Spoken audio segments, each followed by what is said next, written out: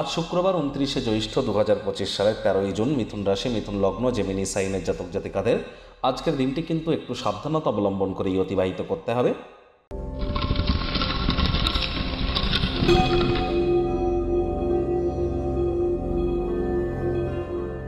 ভিডিওটির শুরুতেই স্ক্রিনে আপনারা দেখতে পাচ্ছেন দেবী মহালক্ষ্মীর গায়ত্রী মন্ত্র।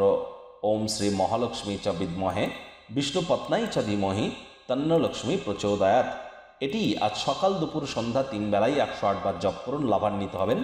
যারা মহিলা আছেন তাদের ক্ষেত্রে বলবো, আজ নিরামিষ খেয়ে আপনারা সন্ধ্যেবেলার সময় স্নান আদি সেরে লাল রঙের বস্ত্র পরিধান করে অথবা সাদা শাড়ি, লাল পাড় বস্ত্র পরিধান করে আপনারা অবশ্যই বেশ সাজুগুজু করে এবং শরীরে প্রসাধনী সামগ্রী ব্যবহার করে দেবী মহালক্ষ্মীর ঘটের সামনে বসে লক্ষ্মীর পাঁচালি একবার পড়ে নিজের মনস্কামনাকে জ্ঞাপন করুন, তিনি অবশ্যই তা পূর্ণ করবেন।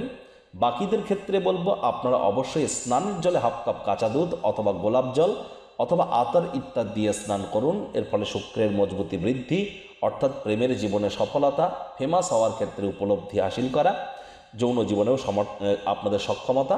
এর সাথে সাথে কিন্তু ক্রিয়েটিভ ফিল্ড, ছবি আঁকা, নাচ গান, নাটক, কবিতা আবৃত্তি, অভিনয়ের জগতে যারা আছেন বা ল্যাভিশ লাইফস্টাইল বা ব্র্যান্ডেড আইটেমসের কাজ যারা করেন, গার্মেন্টসের কাজ যারা করেন, catering, beauty parlour, restaurant, hotel industry, flower industry, perfume ইন্ডাস্ট্রিতে যারা আছেন তাদের জন্য কিন্তু এটি অত্যন্ত সুবিধাজনক এবং অত্যন্ত লাভদায়ক প্রমাণিত হতে চলেছে। ভাগ্য মিটার আজ আপনাদের বলছে 6 আউট অফ 10। ভাগ্য আপনাদের অনুকূলেই থাকবে। প্রেম, দাম্পত্য, কর্মজাগতিক ক্ষেত্রে আপনাদেরকে একটু সাবধানতা অবলম্বন করেই চলতে হবে।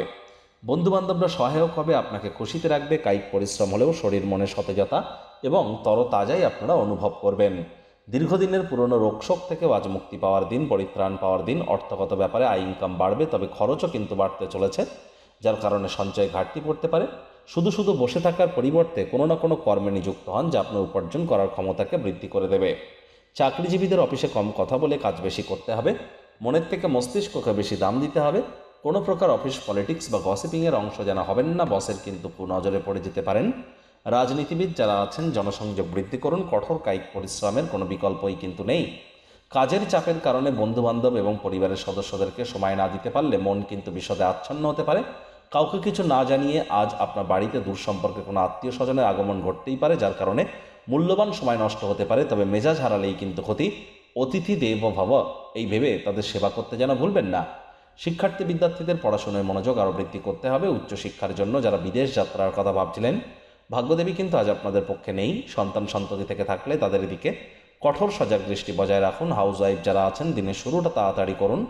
প্রেমিক প্রেমিকা, স্বামী স্ত্রী উভয়ের ক্ষেত্রেই বলবো, রূঢ় বাক্যের প্রয়োগ, অশ্লীল ব্যবহার যেন করবেন না। তৃতীয় কোনো ব্যক্তিকে ভুলেও সম্পর্কের মধ্যে প্রবেশ করতে দেবেন না, সম্পর্কের দুর্বলতা কিন্তু বেড়ে যেতে পারে। শত্রুপক্ষ, বিরোধী পক্ষ খুব একটি শক্তিশালী থাকছে না। পরিবার পরিজনদের সাথে ভাব ভালোবাসা বাড়বে, তবে আবারও বলবো, শব্দ চয়নের দিকে আপনাদেরকে অত্যন্ত নজর দিতে হবে। বন্ধুবান্ধবরা প্রত্যাশার অতিরিক্ত কিন্তু আজ আপনাদেরকে সাহায্য করতে পারে।